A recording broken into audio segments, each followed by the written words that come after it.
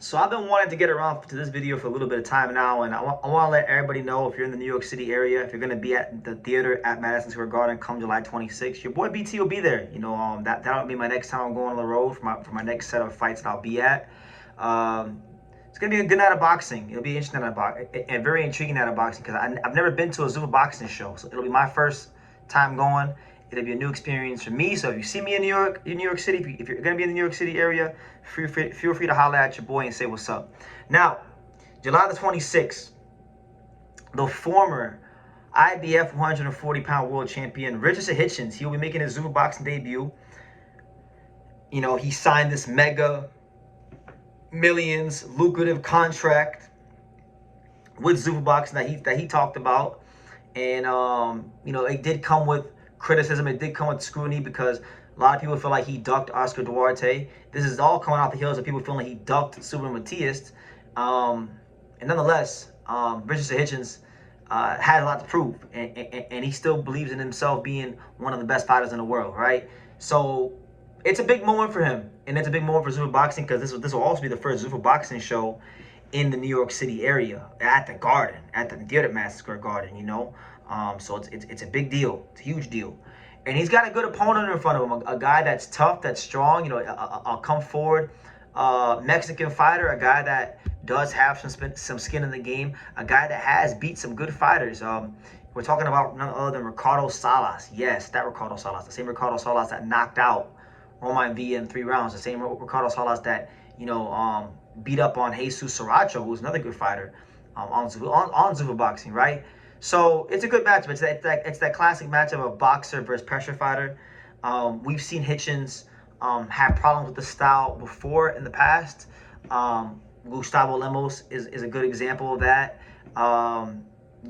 He's had some success too, though. Can't be a hater. He did have success against Jose Zapata and pretty much shut him out when they fought. So it's been a mixed bag when he fights this kind of style, right? On a higher level. So we'll see how it goes. Salas is a good puncher. Salas, I do know, has been getting some good sparring over there in Vegas with Jin Sasaki, amongst other guys at the Salas Boxing Academy.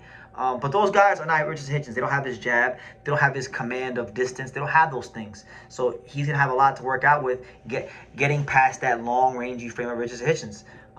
But again, if he can and can get downhill on him, we're going to see how it goes. I think, just being objective here, I think with Hitchens, one thing that really did hinder him, for good, bad, or indifferent, at 140 pounds was the weight cut and the IBF rehydration clause. It really hindered him because he's big for 140 pounds. He's a guy that had the frame to fight at 147 pounds probably in 2023, let alone 2024. So probably stayed there a little bit too long.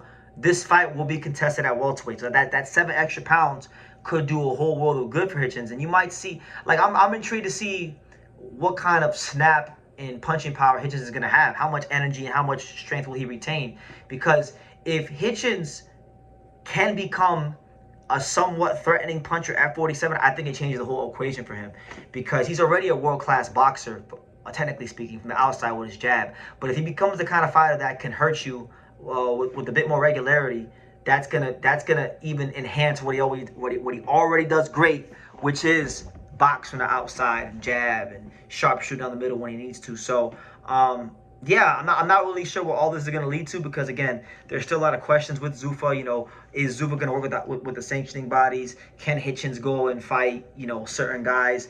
I know there's been rumblings of Hitchens potentially fighting Devin Haney. Hitchens potentially fighting he's covered Devin Haney, and Devin Haney and Shakur Stevenson were supposed to fight on Zuffa Boxing. That's been a rumor as well. So if that is the case, if some of these big names in and around his weight class are going to come to Zuffa Boxing, in order for Hitchens to become an attractive option for those guys, he has to look spectacular. He has to really have the kind of performance that gets people to say, damn, that Hitchens is really something else, and it'd be cool to see him match with Devin Haney. If he goes in there and has another Gustavo Lemos type performance, people aren't going to really be calling for that fight. So it'll be intriguing to see. And for Ricardo Salas, I think it's a really good opportunity for him as well, because this is a guy that was an unknown fighter 2 years ago. Nobody knew who he was until he knocked out Romain Villa.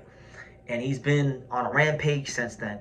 and win against Hitchens to snatch the O of Richardson Hitchins here. I think it really puts him in a great position to potentially be in line for some big fights, maybe even against Devin Haney himself, right? He become a much bigger star. Yeah, to snatch the O of Hitchens is going to really put Ricardo Salas in a whole different stratosphere. So it'll be a great night of boxing in New York. I know Edgar Belanga's fighting on Stephen Butler on the undercard, but I'm not going to lie to you guys.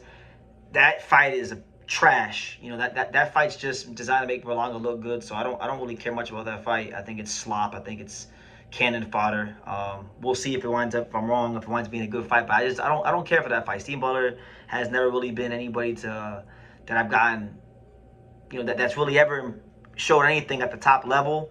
Berlanga isn't necessarily a top level fighter, but he should be able to beat the likes of Steve Butler. And if he can't, in impressive fashion, we're going to have some more conversations about Edgar Berlanga. And I like Edgar. I want Edgar to do well. I think Edgar's a great personality for boxing. Boxing needs personalities like him, but I can't lie. I fake the funk when I tell you about what that fight really is. So, yeah, I'll be there in New York City. Let me know what you guys think in the comments down below. How do you think Hitchens fares against Salas? I think Hitchens beats Salas. I think Hitchens should beat Salas on points. Maybe he gets a knockdown, but I'll say he beats him on points, and you see a stronger Hitchens with more retained energy and things like that. But we'll see. You can never underestimate a strong, determined Mexican fighter. So we'll see how it goes. But yeah, those are my thoughts on Hitchens versus Salas heading into the first ever inaugural Zuffa Boxing card in New York at the Garden, in the theater. So leave your comments down below, and I'll see you guys in the next video.